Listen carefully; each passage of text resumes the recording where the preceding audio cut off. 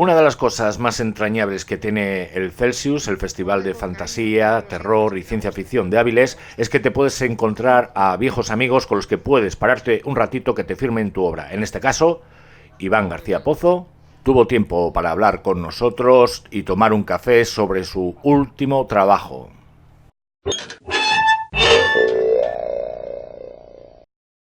Estamos aquí otra vez en Cómicas Tour, hemos aprovechado, hemos secuestrado, ya conocéis a Iván, y nos presenta hoy en el Celsius esta obra que es Red y el Capitán Eclipse, el enigma de Antara, que es, de verdad es un relato, es una novela, que sería la segunda parte, Este sería primero, luego la novela gráfica y esto continúa de la novela gráfica.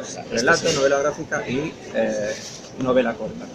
Si me podrías contar un poquito por qué ese cambio de formato. Todo viene de cómic, ¿vale? Empieza siendo cómic, historias cortas claro que sí, cómics de la cúpula. Y yo de ahí venía, de hacer cómic, era a lo que más aspiraba a la hora de contar historias. ¿Qué pasa? Que sacar un cómic, lo tienes que sacar tú, ya no el trabajo que lleva, que es muchos meses una novela gráfica, sino lo caro que es y la imprenta. Al final como que se me pasaban los años con el cómic hecho y yo no lo sacaba. Entonces yo estaba como queriendo seguir contando historias y pensé qué formato me puede permitir contar historias de una manera que sea barata de producir y más rápido de sacar. Y dije, bueno, pues algo tipo fanzine, grapado. Y digo, bueno, pues me voy a venir arriba y voy a escribir un relatito corto contando una historia anterior de alguno de los personajes de la novela gráfica. Y así fue como hice, como escribí Los Anillos de Beta Idri. Le metí algunas ilustraciones, el formato era como de novelita de adolescentes a lo Julio Verne, con alguna ilustración de aventuras, el tono era también así muy aventurero y muy naif. Y la verdad me gustó mucho, la gente que estaba esperando por la novela gráfica respondió muy bien, que eso también te hace que te da un poquito de seguridad, porque claro, yo antes de sacar el relato no sabía si alguien iba a querer leer la novela gráfica, si iba a haber el mínimo interés y te asusta un poco, porque es mucho trabajo y mucho dinero sacarlo, y dices, como me estrelle ya verás. Ya no porque no tenga éxito, otras cosas que haces como ilustrador a veces tienen éxito y a veces no, pero son unas horas de trabajo, lo puedes asumir, unas compensan otras, pero cuando te metes a un trabajo de meses, que además cuesta tanto dinero sacarlo, te da terror que no funcione, claro. Además con todo el trabajo que lleva detrás de construcción de universo, que se quede en nada, que al sacar el relato eso me relajé, porque se vendió bien, se sigue vendiendo bien y me dio más seguridad para ir más sobre seguro, aunque eso no exista en realidad, con la novela gráfica. Y ya después de la novela gráfica pues pasa un poco lo mismo, hasta que decida sacar otra, porque hay que darle tiempo para que se venda y para que aparezcan nuevos lectores. ¿Qué hago? Pues empecé con un parecido, me pasó, pero esta vez quise hacer un relato online y escribí una serie de capítulos en los que la gente, ahí viene el enigma de Antara, cojo a los personajes y justo después, unas semanas después, qué pasa con sus vidas, ¿no? Algo que pueda intercalar entre novelas gráficas y que aporte más a la historia. Y empecé un relato online en el que los lectores pues participaban adivinando por dónde seguía la historia. No la decidían, no es como las novelas de Elige tu propia aventura o Dungeons and Dragons, maravillosas en las que tú decidías la aventura, ¿no? Aquí yo sabía por dónde iba a ir la aventura, pero era como medir qué nivel de intuición y conocimientos tienes tú sobre estos personajes para saber por dónde va a ir la historia. Y luego además con recompensa, porque los aciertos suponían subir en un ranking, con graduación de pirata, ibas subiendo de aprendiz a llegar a bucanero, pirata, y te ibas ganando lingotes de oro, que ahora pues en breve subirá a la página web una serie de recompensas para la gente que participa en las iniciativas, más allá de leerlo o comprarlo, los que participan en las iniciativas online, hay a veces acertijos, y habrá una serie de premios que con esos lingotes tú puedes acceder a ellos, ¿no? Y claro, llegué a una parte de la historia en la que dije, bueno, ya si seguimos más allá lo vas a contar todo. Ahí ya paré y ya me metí a terminar la historia, o sea, el doble de capítulos más para hacerlo todo junto en una edición impresa, el enigma de Antara, para que los lectores que habían empezado online tuviesen tener algo nuevo que leer y los que no habían leído el online lo tuviesen todo. Sí, que se pudiese acceder. Es una versión más revisada y ampliada y con más capítulos. Yo quería que me dijeses, cuéntame un poquito, ¿qué matices puedes sacar en un relato que no sacas en el cómic? ¿Qué es lo que sacas en el cómic que no sacas en el relato? ¿Qué dificultades te encuentras cuando abordas estos dos tipos de proyectos? A ver, aquí voy a ser como un traidor a mi propio trabajo, a mí mismo, porque a mí la parte que más me entretiene y más me divierte es la de escribirlo. ¿Vale? Dibujarlo ya es materializarlo, es más, para mí es más tedioso porque yo soy una persona que me aburra muy rápido de las cosas. Cuando ya sé cómo van a terminar, ¿vale? Como es en el caso en el que tú ya has escrito el guión de una novela gráfica, ya lo que te queda es entinto, coloreo, maqueto, lo llevo a una imprenta, busco un presupuesto. Esa parte, como la historia ya se ha terminado, yo ya estoy pensando en lo siguiente, o en detalles. Y es la que más me aburre, aunque yo sea ilustrador. Y es como porque yo no soy el ilustrador artesano, ¿vale? No soy el ilustrador que para él lo importante es pues perfeccionar una técnica, llegar a un nivel. A mí lo que me gusta es contar historias y las cuento con los medios que tenga. Si eres ilustrador las puedes contar como dibujante de cómic o puedes ilustrarle la portada a un relato porque tú ya estabas guionizando cómics, es dar el salto a escribir. Obviamente yo no soy un escritor que se dedique profesionalmente a ello. Llegas al nivel que llegas, puedes entretener, porque a lo mejor las habilidades como escritor, que un escritor que lleve años escribiendo, o que se dedica a escribir novelas, o que tú no las vas a tener así de repente, o sea, si eres un genio sí, pero no es el caso tampoco, yo creo. ¿Qué pasa? Que lo compensas de alguna manera con el conocimiento que tú tengas sobre el género, y ahí sí que puedo aportar cosas, porque desde pequeño me he mamado series de ciencia ficción, me he mamado novelas de ciencia ficción, me he mamado películas, leo mucho sobre ciencia, leo mucho sobre historia, la estudio, y entonces eso sí que aporta a la historia muchos tips o cosas que cuando lees una novela de ciencia ficción a veces aprendes sobre ciencia, aprendes sobre historia, aprendes sobre religión. Muchas de las cosas que están aquí no son inventadas en plan me las saco de la manga porque esto es el futuro y ahí puedo hacer lo que quiera, no. Tienen coherencia con muchos momentos del pasado o de nuestra historia y a veces hasta he parado de escribir porque yo qué sé, pues soy estudiante de historia, pues en la carrera decía, pues me quedan 2 meses para acabar esta asignatura de mitos y religiones de la antigüedad, que me va a venir muy bien para definir estos mitos y estas religiones de esta antigüedad futura. Entonces, y cuando tengas más conocimiento y más lecturas, aplícaselo, ¿no? O yo qué sé, pues historia de la mujer. Yo, pues esto sí es una sociedad heteropatriarcal, porque parece que lo es como la nuestra. ¿De dónde viene esa base a nivel histórico? ¿Cómo se justifica antropológicamente? Lo voy a aprender y luego le voy a dar esa base a nivel de mitos y de cultura. Entonces, todo eso lo aportas a la historia. Y luego, pues, como eres ilustrador y como puedes hacer una página web, pues puedes añadir una enciclopedia digital en la que la gente pueda mirar los mapas, explorar los planetas y leer artículos sobre todas estas cosas aparte, sobre religiones, sobre las biografías de los personajes. Hay hasta recetas. O sea que te puedes crear tus propias hay recetas. No, recetas. porque en este no me ha dado tiempo, pero los anteriores, un amigo mío que es cocinero y que tiene un blog de cocina y perfiles de cocina, pues escribía recetas que tuviesen que ver con la historia. Entonces aquí hay una receta que se come en la historia, se la comes unas patatas a la sal. La puedes hacer. Los piratas comerán patatas, comerán cosas. Y aquí unas barritas energéticas que hasta las dibujé y salen en el cómic y se las comen. Entonces aquí nos faltó una receta de algas o algo así porque sale un mundo marino. Pero bueno, a lo mejor se la pido y la subimos a la web. Porque no dio tiempo, eso fue un poco apresurado. Yo creo que estás muy implicado ahora mismo sí. En el mundo de la difusión de la web. Y que incluso puedes ser, no sé, superar incluso a la difusión a lo que serían los antiguos métodos estándar de distribución, ¿no? Yo creo que sí. O sea, yo, claro, lo decía una amiga mía en una sesión de DJ, La Prohibida, decía, y Iván G, que él es una web en sí mismo, por todas lo que tú dices, tengo 1000 perfiles, Instagram, Facebook, tú me sigues, nos seguimos en Instagram y sabes que yo vendo láminas, y hay un flujo de ventas, y eso es muy buen apoyo también para iniciativas como Ciencia Ficción, que a lo mejor entre mi público como ilustrador pues va a interesar menos una ciencia ficción que una lámina de Lola Flores, pero que me permite difundir por ahí también, me permite llegar a un público que te seguía porque eras ilustrador, un día se interesa por tu historia y le gusta y se convierte en lector del Capitán Eclipse, ¿no? Y te sigue. Yo creo que es un arma que la puedes utilizar a tu favor y que a veces es lo que tú dices.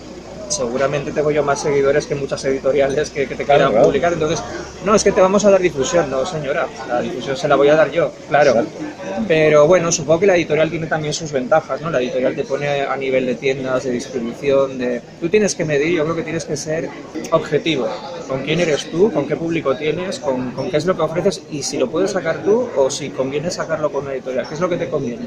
Yo creo que si eres un autor con poco feedback, con pocos seguidores, una editorial está muy bien para empezar porque te va a visibilizar, ¿vale? Pero una vez que te han visibilizado y has estado pues a lo mejor a nivel nacional publicando en alguna revista o tus trabajos ya se empiezan a ver, yo creo que hay una editorial a veces, si tú no eres un superventa, si no haces que con ciencia ficción lo dudo en España, pero si imagínate que esto fuese novela, yo qué sé, pues histórica, ¿vale? Y que haya un público mayor en España.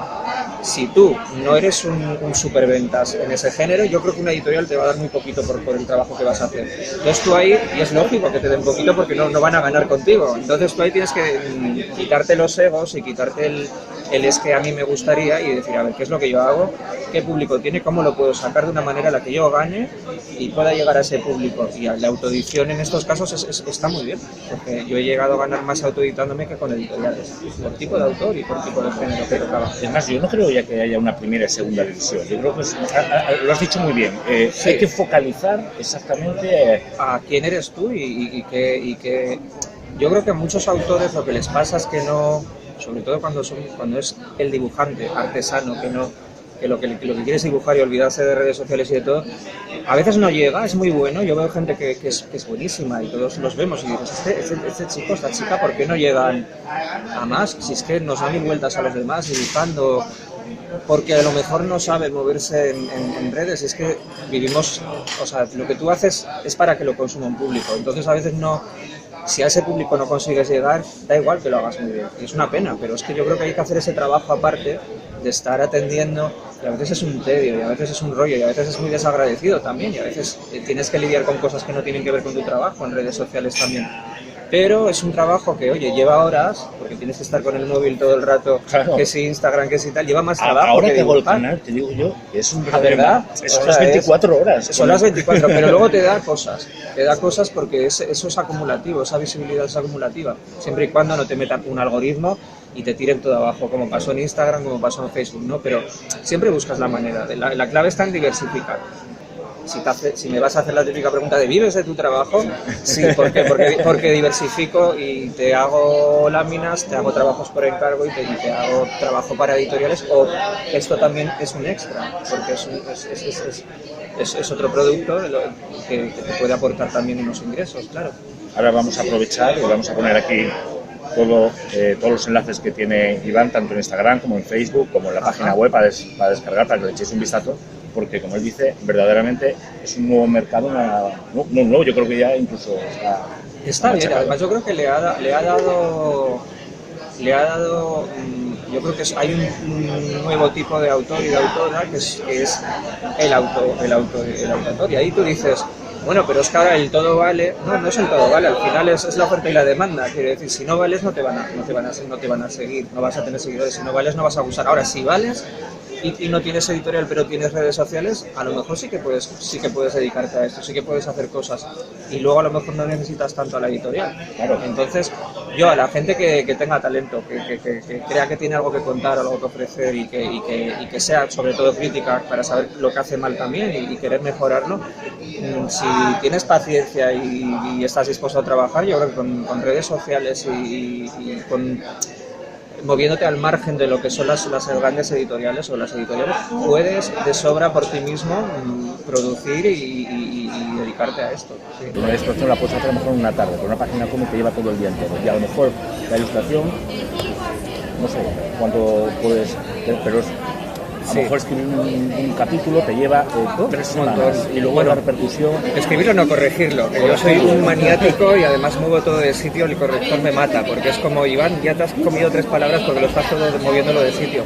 Porque de la misma manera que yo soy de los que piensan cuando hablan, escribo pensando también, entonces lo atropello todo y hay que revisar mucho y corregir, y yo lo cambio 1000 veces. Entonces me lleva más escribir, es más esfuerzo de cabeza y de todo que dibujar. Para mí dibujar, es como para alguien que sabe bailar, le das una copa y baila una maravilla en un bar. Yo no, yo dibujo rápido, pero bailar fatal. Y escribir me cuesta, me lo paso muy bien, es muy gratificante, también es muy obsesivo, me frustra también cuando no lo hago como quiero y lo reviso mucho.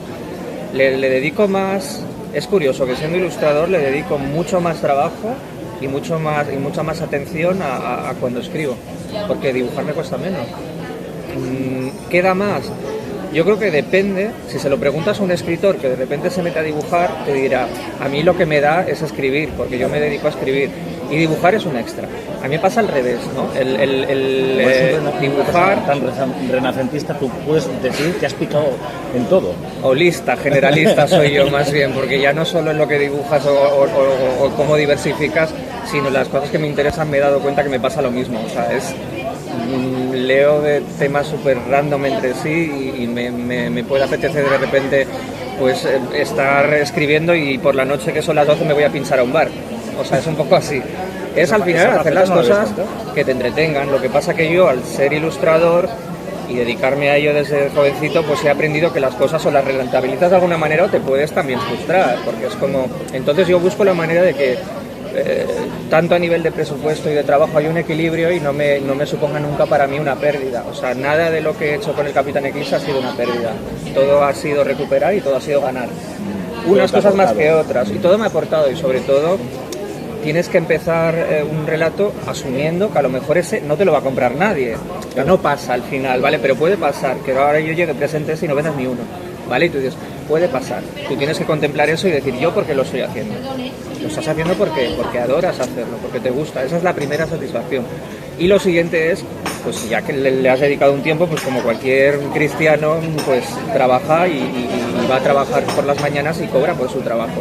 Pues ahí eso es lo mismo. Entonces tú ahí ya mides un equilibrio entre lo que te gusta y te da el placer hacerlo y también rentabilizarlo, ¿no? ¿Qué me da más a mí? Yo, como soy ilustrador, me da mucho más la ilustración. Obviamente es lo que tú dices, yo una lámina, he tenido láminas que hechas en 2 horas o en 1 hora me han dado más dinero que toda la novela gráfica.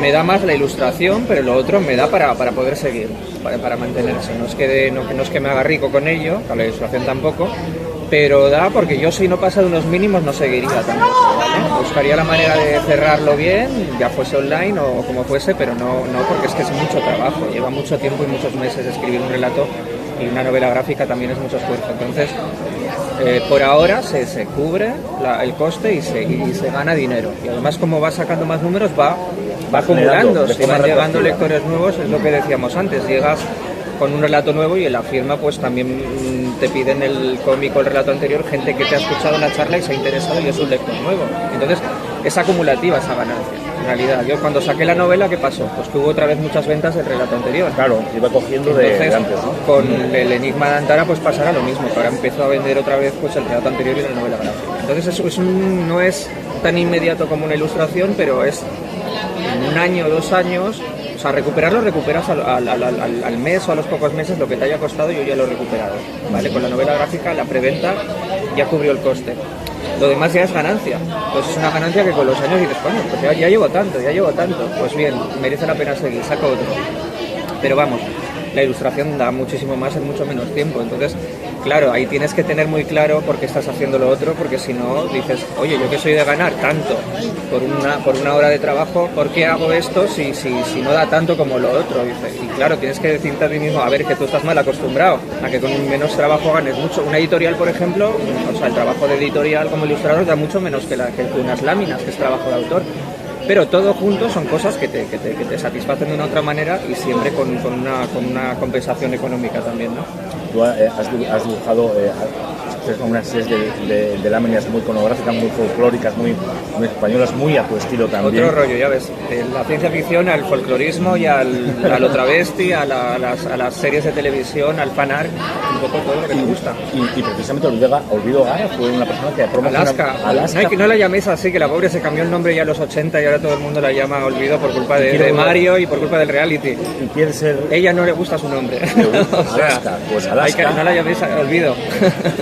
a las que yo creo que hizo un trabajo, porque fue una de las ella lo que hizo fue, a ver, a veces pasan cosas en las redes sociales que son muy bonitas, porque a ver, yo soy muy fan suyo y de Fangoria desde hace muchos años. Yo ya conocía a Nacho, al otro integrante de Fangoria, y nos conocíamos desde hacía años de redes sociales, nos fuimos haciendo amigos.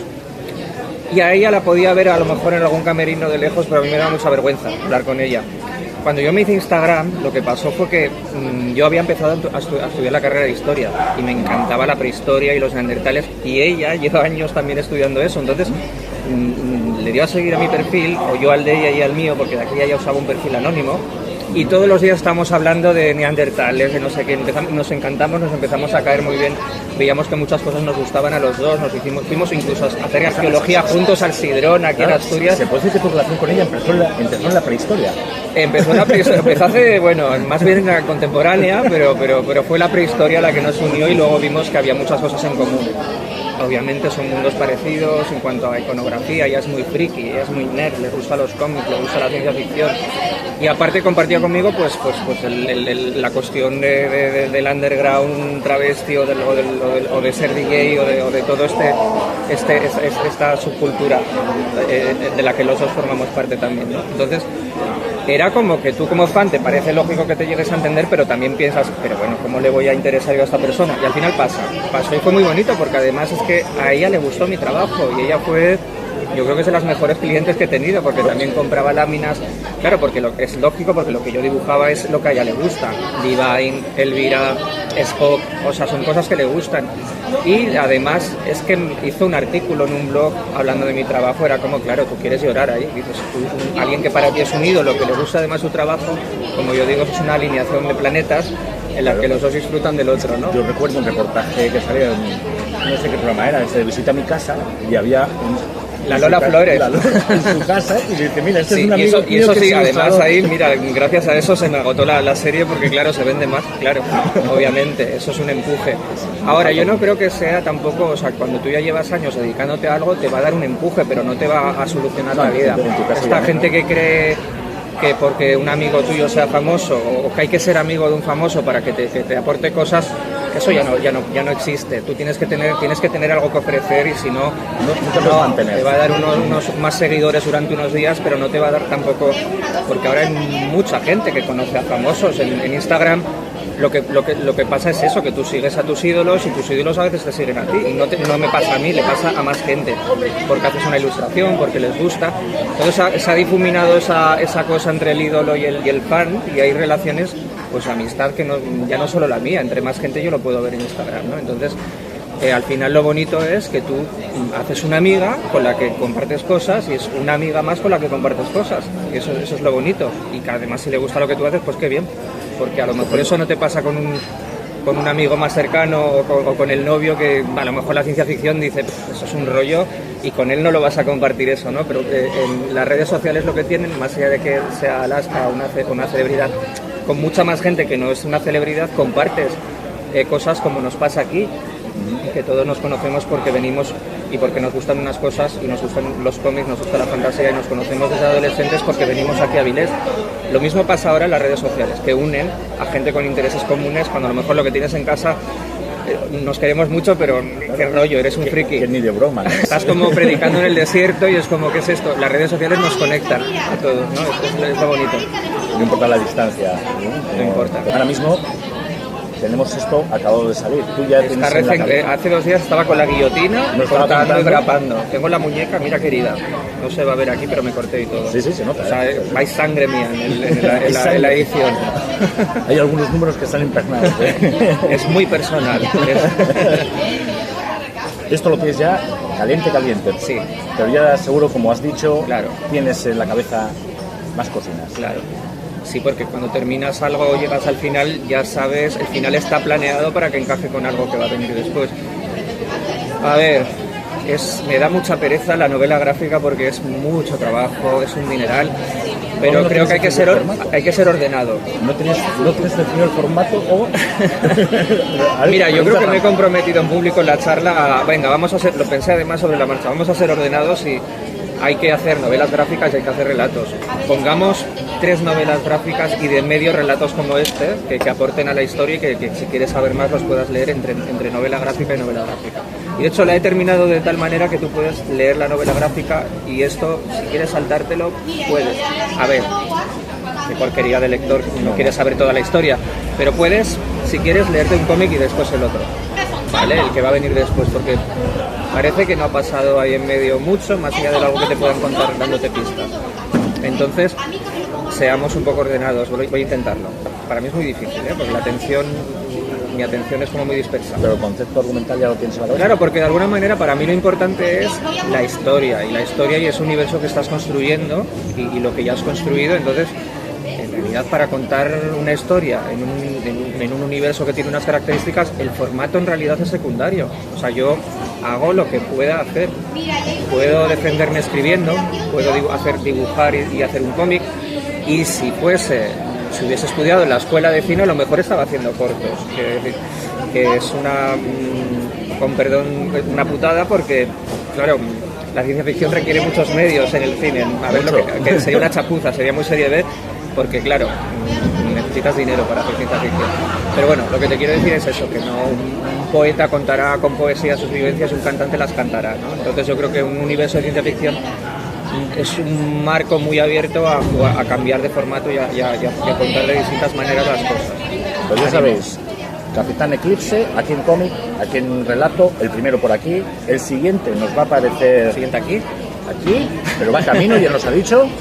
Y muchas gracias, Iván, como siempre. Gracias a vosotros. Un placer. Igualmente. Estamos hablando de space opera, una de las cosas más hermosas que veo de la space opera es el sentido de la maravilla que te da todo lo que es el espacial, de raza, y precisamente cómo están construidos, cómo están imbuidos todos esos detalles para que ese universo funcione. Cuéntanos un poco cómo fue que tú hiciste eso, pues esto tiene una trascendencia, voy a ir armando cosas a su alrededor. Bueno, en la cúpula me propusieron empezar un poco por la mitad, ¿no? Dijeron, son historias cortas, pues no te metas a presentar demasiado porque tienes pocas páginas. Empieza ya con los personajes presentados, en medio de las aventuras, y ya luego irás contando. Entonces yo lo que hice fue soltar información que yo tenía un poco medio idea de la cabeza sobre cómo era ese universo, pero muy por encima. No había puesto nombre a lo mejor a las regiones, no había puesto nombre no había configurado del todo cómo funcionaba la historia geopolítica, ¿no? Pero una vez me solté a mí mismo esas pistas, cuando me planteé hacer la novela gráfica, pues ya hice una página web. En la página web pues me obligué a empezar a crear mapas, fichas de personajes, tecnología, y a teorizar un poco ya con lo que es la historia de su universo, sus religiones, sus culturas. Y eso con los años he ido creciendo. Con cada relato pues tocaba una parte de esas culturas. Por ejemplo, el primero, pues al ser protagonizado por un adolescente, pues tenía un tono más juvenil, más Julio Verne, y ahí pues me centraba en cómo eran los piratas en ese universo, ¿no? O cómo era la periferia en ese universo. Y en el último, en el que acabo de sacar, en el Enigma de Antara, pues ya me he atrevido un poquito me he mojado más y ya me he metido pues, con cuestiones más de religiones, simbolismo, más definir más cómo son esas culturas y cómo unos eventos históricos determinan cómo es una sociedad, una cultura miles de años después, ¿no? Entonces era 3 preguntas hacia atrás. Cuando escribes ficción basada en la Tierra en el siglo XX, tú puedes tirar de manuales o de Wikipedia donde quieras para saber pues, cómo era el siglo XVII. Pero cuando haces ciencia ficción lo que haces es teorizar a la inversa, ¿no? Es como te puedes basar en la historia, en el pasado, pero lo que tienes que hacer es pues, teorizar cómo va a ser ese futuro de nuestra sociedad, de nuestras culturas, una vez que han pasado por miles de años. Entonces lo complicado es eso, que tenga una coherencia, o sea, no sacarte de la manga algo porque te apetece, sino que tenga una coherencia con la historia que ya hemos tenido como civilización. Y al final, y resumiendo muchísimo lo que has llegado, es una especie de galaxia en la que en el centro, digamos, pues está dominada por una religión que prácticamente tiene el monopolio de la tecnología, con lo cual pues, prácticamente todo el mundo es prácticamente analfabeto, no sabe la tecnología, o muy poco, y en la periferia es donde está la diversión. Más o menos es así, es algo que ha pasado históricamente. O sea, cuando tiene lugar una caída de una civilización, como pasó con Roma, pues, aunque esté mal decir que fue una caída, ¿qué pasa? Se produce siempre una fuga de cerebros, ¿no? Que se van a otros sitios, como podría ser el Imperio Romano del Oriente, que fue donde se siguió hablando griego, donde estaban los filósofos. Entonces, aquí pasa algo parecido. Después de un periodo largo de guerras, de sufrimiento y de crisis, pues como ya pasa históricamente, la sociedad se suele refugiar en que le dé consuelo, que a veces es la religión, ¿no? Entonces esta gente lo que hace es, pues si lo que promulga es, si la tecnología nos ha llevado a estar tan mal, pues habrá que ponerle un freno, ¿no? Entonces esa religión lo que hace es dosificar el saber, decidir lo que está bien y lo que está mal, quién puede aprender a leer y a escribir, quién puede aprender qué es conocimiento para su profesión. Y lo que está fuera de esos reinos, pues es lo que no puede vivir en esos reinos, pues criminales, gente que a lo mejor es de otras especies, dentro de la humana, ¿no? Porque aquí no hay alienígenas, o gente que, pues, por forma de vivir o por profesión o por sexualidad o identidad incluso, pues no encajaría para nada en un entorno más conservador. Pero bueno, curiosamente decimos que sobre todo conocido por ser el autor de cómics. Y sin embargo, cuando decidiste después de aquellas primeras páginas que hablamos ya del 2006, 2007, cuando decidiste ya pues expandir el universo Eclipse, por decirlo de alguna manera, pues te decidiste por una novela corta, que fue, creo que es esto, ¿no? Sí, eso es un relato, por extensión. Sí, relato. Lo cual a mí me sorprendió bastante, porque, bueno, un buen guionista no tiene de mano porque es un buen escritor. Se supone que va a dominar los diálogos, se supone que va a dominar un poquitín como transcorrelación, pero bueno, hay otras facetas de lo que es la narración con palabras que no tienen nada que ver con el cómic, sobre todo tú que eres una persona, un ilustrador, una persona muy, muy visual. Y para mí fue una grandísima sorpresa encontrarme con esta novela, esta especie de origen secreto del capitán, cuando vemos en un chaval que hace su primera salida al espacio y se convierte y se gana este nombre. Y para mí fue una grandísima sorpresa porque tenía todo lo que tenía que tener un buen escritor. Tenía buen impulso, tenía los personajes muy bien definidos y que iban evolucionando dentro del poco espacio que tenía. Digo poco espacio, me refiero a poco espacio temporal, porque pasaba poco tiempo. Y funcionaba muy bien, yo quedé muy gratamente sorprendido. ¿Cómo fue eso de decir, bueno, yo soy sobre todo escritor de cómic, pero voy a hacer ahora mismo una novela? ¿A qué retos te enfrentaste? ¿Qué retos superaste? Pues yo creo que fue un poco por accidente y por necesidad, porque cuando haces cómic es mucho más caro de hacer y mucho más caro de producir, la imprenta es más cara, es el trabajo que lleva. Aunque escribir lleve otro tipo de trabajo, porque solo en correcciones te tiras el doble. Por ejemplo, un cómic que lleva meses, es muy caro de sacar, entonces yo sentía que me estaba retrasando mucho con la novela gráfica, entonces dije, quiero contar historias ya, pues voy a empezar con un ratito corto y lo saco antes. Y de ahí vino, y me lo pasé muy bien haciéndolo. Me di cuenta de que cuando escribes puedes contar más cosas. Yo, aunque sea visual, porque soy ilustrador, soy muy visual de cabeza. Y me gustan los escritores que describen mucho, que cuentan mucho cómo es ese universo, que se pierden en el detalle de las descripciones. Y me lo paso muy bien. Y a mí cuando leo me gusta imaginar. Eso, el primero le metí ilustraciones, ya escribía directamente pues, la portada y normalmente ilustraciones, porque yo creo que del mismo modo que los cómics te permiten contar las historias de una manera, los relatos o las novelas, la imaginación funciona a otro nivel, es más en tu cabeza. Y me gusta ver cómo, cuando hablas sobre historias, cómo lo imaginan ellos, o cómo, aunque yo luego le pongo un soporte en la página web en la que tú puedas ver imágenes de los personajes, o los mapas, o mapas de las naves espaciales, o sea que es un soporte, ¿no?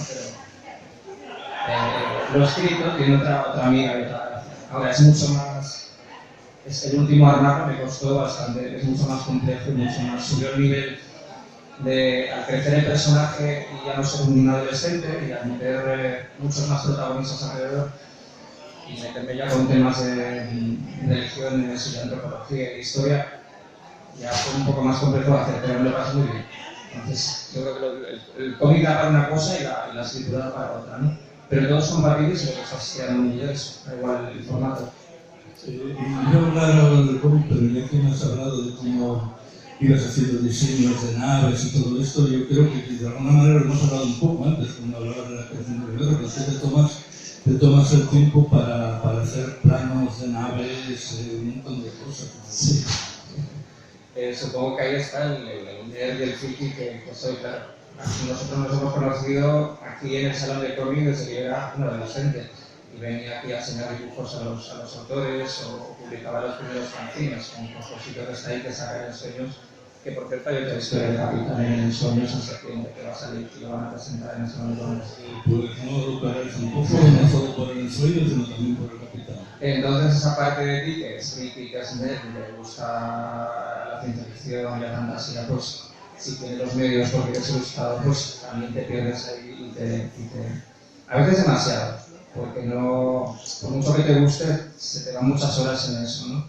Encuentras el típico programa de 3D y de repente 3 días después te das cuenta que has hecho una red facial entera y te dices, ¿qué hago? Pero luego le das uso porque lo puedes utilizar para referencias, para mapas, no sé, es algo que yo a lo mejor como espectador valoro mucho en las sagas que a mí me gusta que estén bien construidas, que haya universo expandido más allá de la propia obra, ¿no? Que tú puedas, te puedas ver las películas de Star Wars o de Star Trek o Galáctica o Firefly, pero te puedas coger aparte historias alternativas o ver que hay mapas, que hay unas biografías, que hay un trabajo alrededor que le da más consistencia, aunque sea irreal, aunque no sea de verdad, ¿no? Pásame un segundito. Porque esta era, digamos, la novela gráfica del cómic que estaba Iván preparando cuando se dio cuenta de que iba a llevar mucho tiempo y decidió publicarla. Esta la publiqué cuando esta todavía no se podía publicar, va antes de esta. Y esta va justo después de la novela gráfica. Son los mismos personajes y son pues unas semanas después de lo que pasa en la novela gráfica. Y pues con personajes nuevos. Porque lo que hago es, aunque mantengo unos personajes fijos, 1 o 2 personajes fijos, los demás en cada historia pues se van rotando. Sé que estamos un poquito lejos y no se ve bien, pero era para mostraros un poco la maravilla del dibujo y del color y de la narración. Ya pues estamos hablando ahora ya mismo, pero para que os deis cuenta un poco del talento que tiene Iván. Bueno, pues cuéntanos esto de la rescate a la periferia. Esto, si los anillos era, digamos, el origen del Capitán, ya encontramos al Capitán pues ya no es adolescente, es una persona adulta. Ya es Capitán. ¿Qué era lo que querías contar sobre todo con esta novela? Esa es la pregunta, porque siempre que vienes a presentar, porque dices, ¿cuál es el tal? Y te lo inventas un poco, pero también es verdad. O sea, yo creo que lo ves a posteriori una vez escrito. Yo creo que trata sobre el rescate de la periferia, al ser los protagonistas, el Capitán, que es alguien de esa zona salvaje, pero que tiene que trabajar en esta aventura con gente de los reinos. Yo creo que habla sobre lo que pasa cuando tú te relacionas con gente que no es como tú, que es distinta a ti, o culturalmente, o porque es otra especie, o porque no tiene las creencias que tú tienes. Y lo que pasa normalmente es que tienes más cosas en común de las que crees, ¿no? Y puede haber alianzas con gente que de primeras a lo mejor era tu mayor enemigo, ¿no? Cuando empieza la novela, a él le capturan por estar robando oro en uno de los reinos, pero ahí le proponen, yo te saco de la cárcel si tú rescatas a alguien que está en la periferia y que es de estos reinos, ¿no? Esa alianza con el enemigo da luego lugar a una serie de relaciones y una serie de aventuras que a lo mejor no se esperaba que iba a tener, ¿no? Ni los de los reinos con un pirata, ¿no? Entonces habla sobre la igualdad dentro de las diferencias, ¿no? Cuando nos relacionamos con gente que no es como nosotros. Sí, es también, evidentemente, es un relato de aventuras, pero con una trama de intriga política de fondo, con este reino basado en Caledonia, basado evidentemente en Escocia. Sí. No sé, Yo la verdad que a mí Escocia es uno de mis 2 o 3 países favoritos. Supongo que te pasa lo mismo a ti, porque toda la parafernalia de los kills, de incluso el planeta, a pesar de ser un planeta, pues obviamente no es la Tierra. La Tierra, pero sí que le pones un poquitito de acento escocés a todo, ¿no? Sí, claro. Era, claro, yo cuando te metes a especular cómo va a ser el futuro, lo que yo planteo, hay un prólogo en la novela gráfica con imágenes que te hace un poco de recorrido histórico desde la visión de los reinos. Aquí vas a ver la visión que tienen los de la periferia, que es otra historia un poco distinta, ¿no?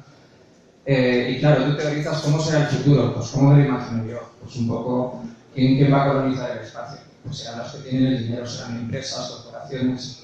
Y a la larga, ¿en qué derivaría eso a nivel político? Pues que a lo mejor la política como la entendemos en la Tierra, más democrática o con más derechos, se acabaría perdiendo, ¿no? Cuando es el dinero y los recursos lo que cuentan.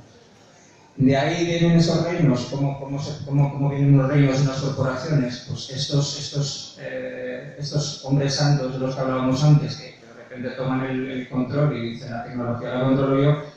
A esas corporaciones les dicen, ustedes van a seguir gobernando sus territorios, pero van a ser ahora monarquías y van a ser súbditas del poder, que es un poder religioso. Entonces, Caledonia, pues yo me lo imagino como que sería una empresa escocesa espacial que se dedicaría a la minería, y a lo mejor esos líderes o esos jefes de empresa pues acaban siendo una monarquía. Y las monarquías, ¿qué hacen? ¿Cómo validan su poder? Pues con una imagen, con una historia que venga detrás. Entonces ellos dirán, venimos de Escocia, pues nos vamos a poner apellidos y parafernalia, y eso le va a dar identidad a nuestra monarquía, ¿no? Pero que vienen de corporaciones. Yo no sé si estáis de acuerdo, como lo tiene todo absolutamente pensado y planeado. Y eso se dé cuenta el lector o no, lo que está claro es que se disfruta el lector, pues estas cosas. Sí, pero es un poco, te vuelves un poco loco también. Es muy de perderse los detalles de todo esto. Pues vamos ya a entrar con la última entrega, con el Enigma de Antara, que lo podéis ver aquí, que vuelve a tomar el formato de relato, en este caso ya prácticamente... Ya se me la corta porque pasa de las 70 páginas, son 140. 144, que marca aquí. Bien, a ver, ¿cómo fue?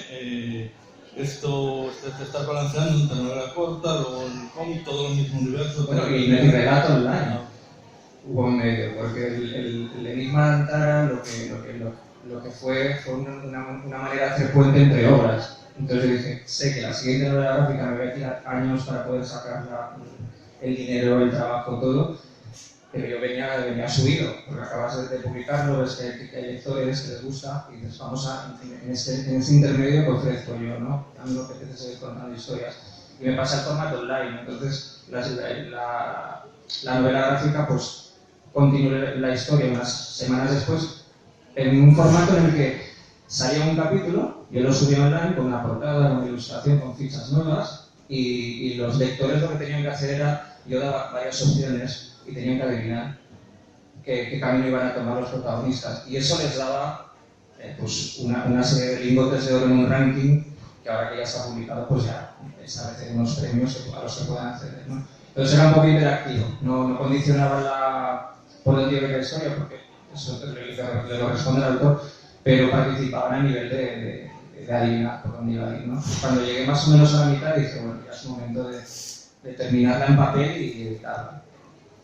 Yo creo que incluso un autor como tú, que ya eres pues, evidentemente desde hace años un autor completo y absolutamente profesional, pero siempre se está aprendiendo. ¿Qué crees tú que has aprendido después de escribir Los Anillos, de escribir Rescate en la Periferia, para que Antara sea mejor? Bueno, lo primero que hay que repasar mucho los textos, hay que revisarlos mucho, o sea, es cuando tú eres escritor, porque yo no soy escritor, a veces escritor es alguien que se dedica profesionalmente a escribir, y que yo soy un ilustrador que escribe de vez en cuando y que guioniza de vez en cuando, ¿no? Sobre todo valoro ese trabajo de escritura, el trabajo que te hace el revisor y que te aporta y que ve cosas que tú no ves, me parece súper admirable y súper complicado. Por eso digo que un escritor, es un trabajo muy pero ¿qué he aprendido? Yo creo que más que aprender de las obras que escribes, aprendes tú durante el tiempo en el que las escribes, y eso es lo que afecta a las obras. O sea, cuando hice Beta Idri, pues estaba muy de leer novela naval, ¿vale? Muy Aubry Maturín y Figueroa y todos estos, Reverte, todos estos. Y eso condiciona cómo escribes esa obra. Tenía un tono, pues Julio Verne o Aventuras, o como muy marino todo. Y en la novela gráfica, obviamente, que tiene el tono del cine, de ciencia ficción, pues las Gordon, Star Wars, todas estas.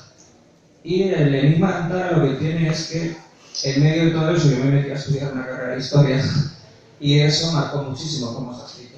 Porque yo a veces me tiraba meses sin subir un capítulo nuevo porque decía, espera, que dentro de 3 meses acabas mitos y religiones de la antigüedad, que te va a venir fenomenal para escribir o para definir las cosas, ¿no? Entonces esos años de la carrera, los años intermedios, yo estaba escribiendo el relato, entonces ahí ya me tomé súper en serio en cómo se construye una sociedad, cómo a partir de un mito se crea una cultura, cómo a partir, por ejemplo, de estudiar historia de una mujer, que puedes establecer unos patrones de cómo somos como sociedad patriarcal, por ejemplo, ¿no? Y esta sociedad lo es. Entonces, esa parte científica de la historia está muy aplicada a la novela.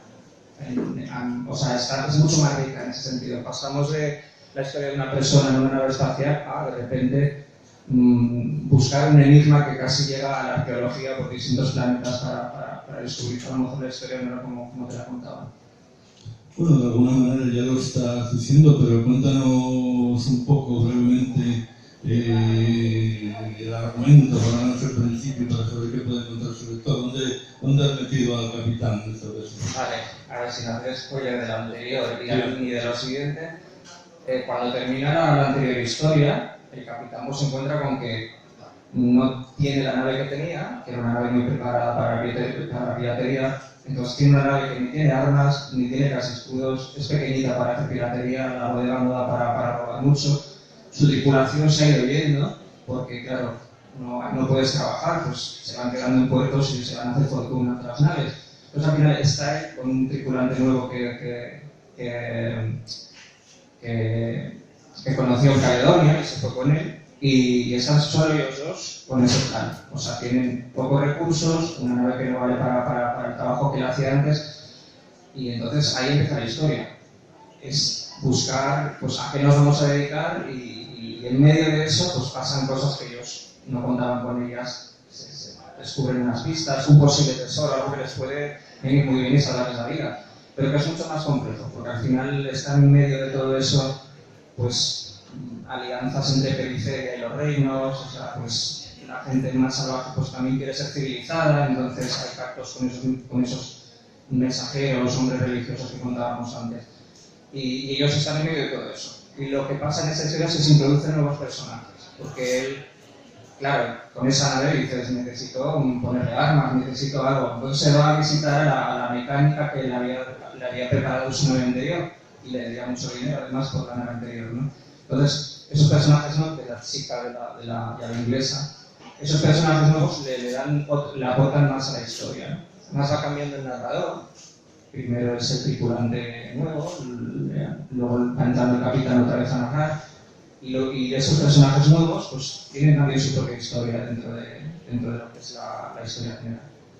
Hablando de tripulante nuevo, y esto también nos metemos en terreno un poquito intentamos, porque sería hablar un poco de spoiler de en la periferia, pero ya en el mismo título lo ponen, ya no es el capitán, solo el capitán en crisis. Sí, he añadido, sí, es que hay una cosa que, a ver, cuando Capitán Eclipse es el nombre de la historia, pero en realidad tú que has leído historias de este personaje, es una historia muy coral, o sea, hay ese hilo conductor como lo puede ser Frodo en El Señor de los Anillos, pero tienes un montón de personajes más con historias propias que comparten protagonismo, ¿no? Y además a mí me gustan las historias en las que los secundarios son importantes y llegan a tener protagonismo.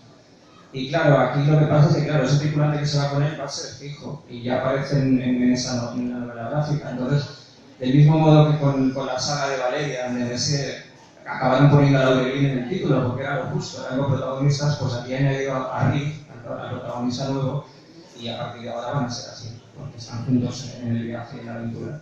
Irán cambiando a lo mejor el resto de tripulantes en las diferentes aventuras, pero ellos no se van a mantener fijos.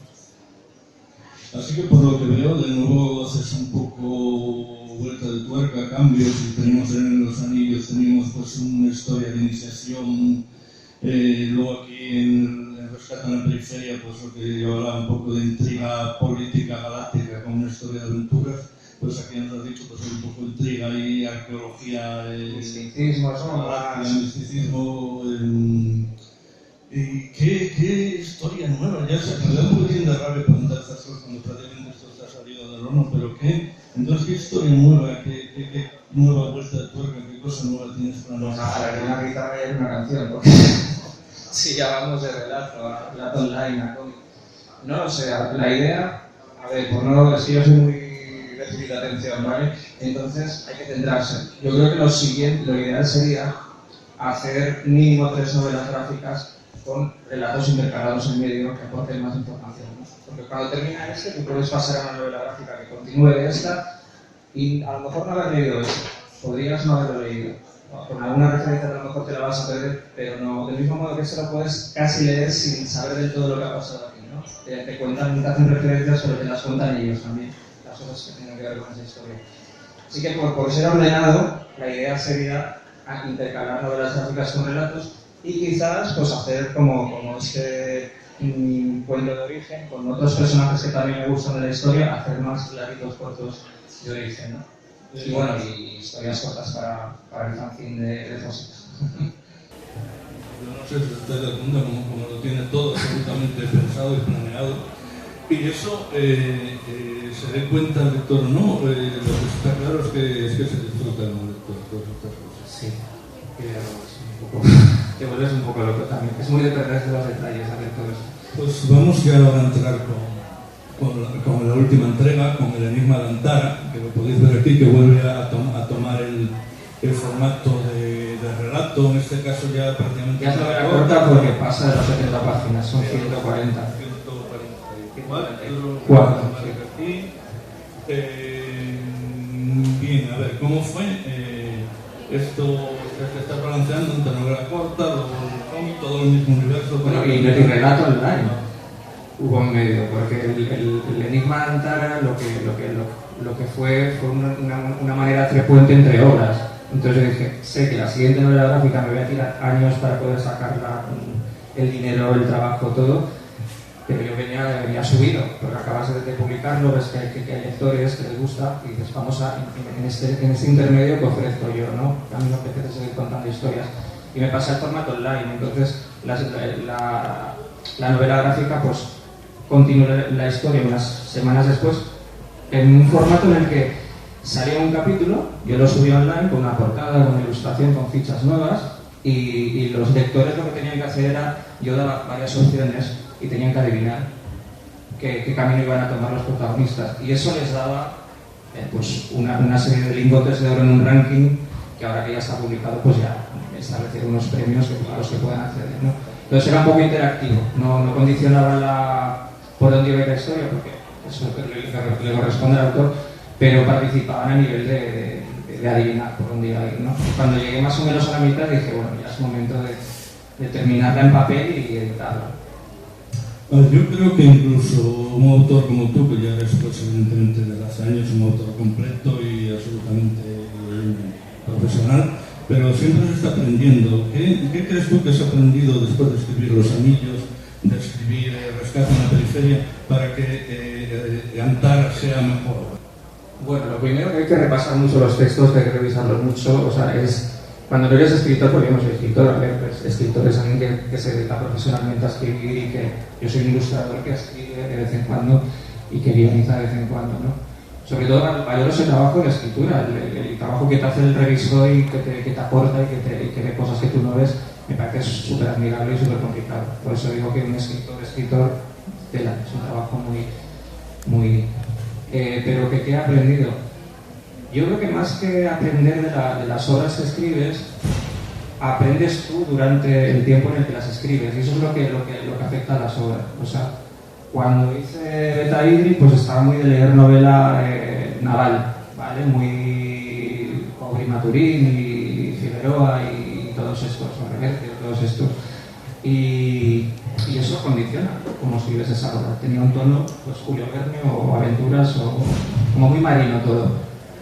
Y en la novela gráfica, obviamente, tiene el tono del cine, de ciencia ficción, pues Flash Gordon, Star Wars, todas estas. Y el enigma de Antara lo que tiene es que, en medio de todo eso, yo me metí a estudiar una carrera de historia y eso marcó muchísimo cómo está escrito. Porque yo a veces me tiraba meses sin subir un capítulo nuevo porque decía, espera, que dentro de 3 meses acabas mitos y religiones de la antigüedad y te va a venir fenomenal para escribir o para definir las cosas, ¿no? Entonces esos años de la carrera, los años intermedios, yo estaba escribiendo el relato, entonces ahí ya me tomé súper en serio en cómo se construye una sociedad, cómo a partir de un mito se crea una cultura, cómo a partir, por ejemplo, de estudiar historia de una mujer, que puedes establecer unos patrones de cómo somos como sociedad patriarcal, por ejemplo, ¿no? Y esta sociedad no es. Entonces, esa parte científica de la historia está muy aplicada a la novela. O sea, es mucho más rica en ese sentido. Pasamos de la historia de una persona en una nave espacial a, de repente, buscar un enigma que casi llega a la arqueología por distintos planetas para descubrir a lo mejor la historia no era como te la contaban.